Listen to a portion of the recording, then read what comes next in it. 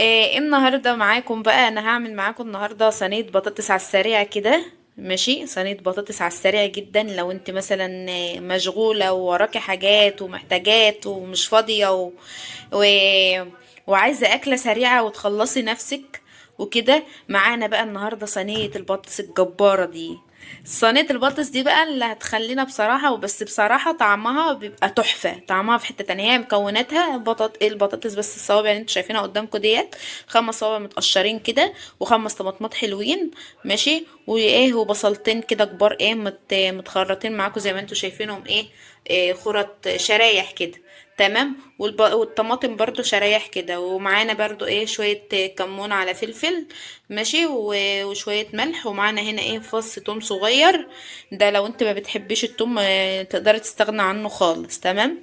فاحنا دلوقتي بقى هنسمي الله كده ونبدأ الفيديو. بس قبل ما نبدأ الفيديو، استحلفك بالله لا تكتبي لي كومنت حلو يفرحني. ولو عجبك الفيديو ما تنسيش تعملي لايك واشتراك في القناة عشان يوصلك كل جديد.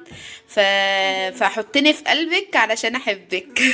فلازم تشوفي الفيديو ده وهتحبي والله العظيم، وهتحبي صينية البطاطس اللي هتعمل معانا دي ان شاء الله. فنصلي على النبي كده ونبدأ الفيديو الاول. اول حاجة معانا الطماطم اهي زي ما انتم شايفين.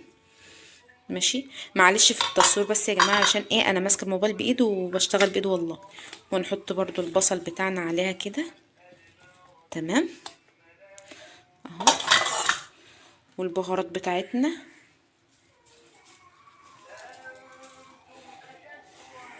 تمام كده. ومعانا برضو ايه شويه زيت. ثواني. معانا شويه زيت كده. تمام. هنقلب بقى المكونات دي في بعضها كلها كده. ماشي، وبعدين ايه ارجع لكم تاني. ورجعت لكم تاني حبايب قلبي. انا دلوقتي بعد ما قلبت صينيه البطاطس اهيت، هناخدها بقى مع بعضنا كده. تمام. ونحطها على البوتاجاز. نولع عليها اهي كده. تمام. هنسيبها بقى لحد ايه ما تسرد الميه، الحاجه اللي انا حطاها دي تسرد الميه بتاعتها. تمام.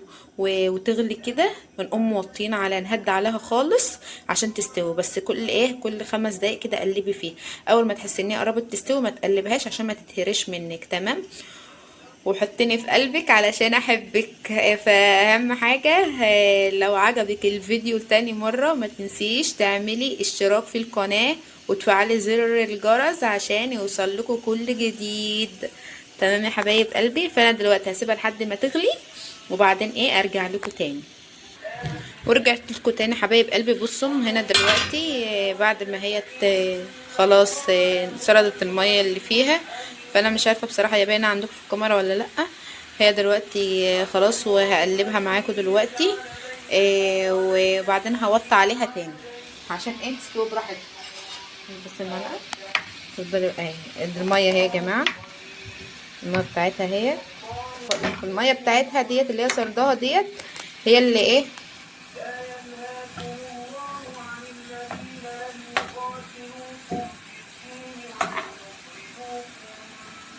فبصوا يا جماعه، انا مش عارفه اقلبها وانا بصور كده. فهوقف بس الفيديو، هقلبها كويس وارجع لكم تاني. ورجعت لكم تاني حبايب قلبي. انا دلوقتي بعد ما قلبتها اهوت. تمام. بس ريحتها قسما بالله ريحتها كده تحفه في منتهى الجمال. ريحتها كده تفتح النفس من قبل ما تاكليها.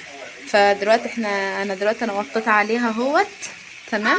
واغطيها بقى بغطا يكون على يعني غطاها شويه كده. انا ما عنديش غطا مقاس الصينيه بصراحه. فهسيبها بقى لحد ما تستوي وبعدين ارجع لكم تاني حبايبي. بعد ما البطاطس خلاص اهيت، هي كده استوت معانا. فالمفروض بقى نطفي عليها دلوقتي. انا قلبتها كام مره وعزت لها شويه ميه كده، كوبايه ميه حطيتها لها عشان كانت عايزه شويه ميه عشان ما كانت هتلسع. فهي دلوقتي كده صينيه البطاطس جاهزه معانا اهيت. ماشي. يا رب تكون عجبتكم واتمنى ان انتوا تجربوها، وان شاء الله ان شاء الله هتعجبكم جدا جدا وهتحبوها قوي والله. فاللي يجربها يا ريت يكتب لي في الكومنت، يسيب لي كومنت كده ويقول ان هو جربها وايه رأيه فيها بكل امانة. ف فاعملي بقى